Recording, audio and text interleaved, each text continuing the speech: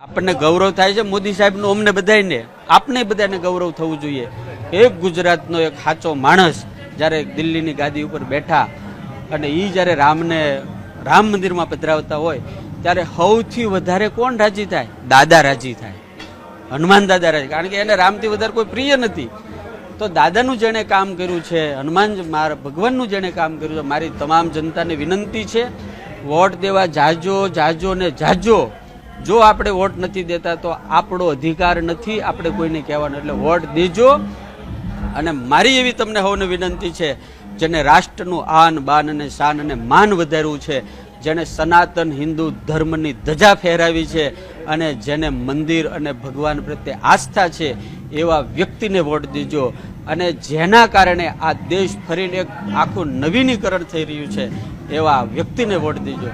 ગુજરાતની જનતાએ તો કાંઈ જોવાનું જ ન હોય, આપણા ગુજરાતી 2 જણા ત્યાં બેઠા છે, એટલે આપણે તો કાંઈ જોયા વગર એક જ વ્યક્તિનું મોઢું જોઈને વોટ દેવાનો હોય, અને એનું નામ છે મોદી સાહેબ અને અમિતભાઈ. જે લોકો પેલા સાધુ બાવાની વાતોમાં આવીને કમળનું બટન દબાવવાના છે ને, એ મારી વાત આ જરાક ખાસ ધ્યાનથી સાંભળી લેજો. એ સાધુ બાવાને નથી ઘર પરિવાર, નથી સંતાન, માતા પિતા છે એને છોડીને પણ સાધુ બાવા બની ગયા છે.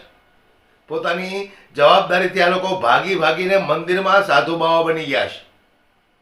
એટલે એ લોકોને પરિવાર નથી, સંસાર નથી, કંઈ નથી.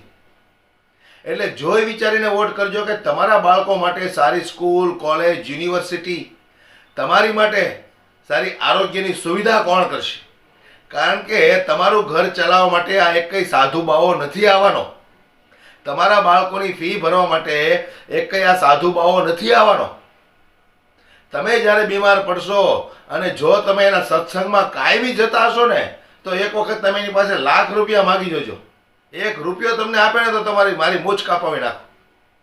આ લોકો પોતાની દુકાન ચલાવવા માટે તમને જબરજસ્તી ફોર્સ કરે છે કે ભાઈ ફલાણા ભાઈની જરૂર છે, ફલાણા ભાઈને વોટ કરજો. એટલે અમારે જેને વોટ કરવો એને કરીએ ભાઈ.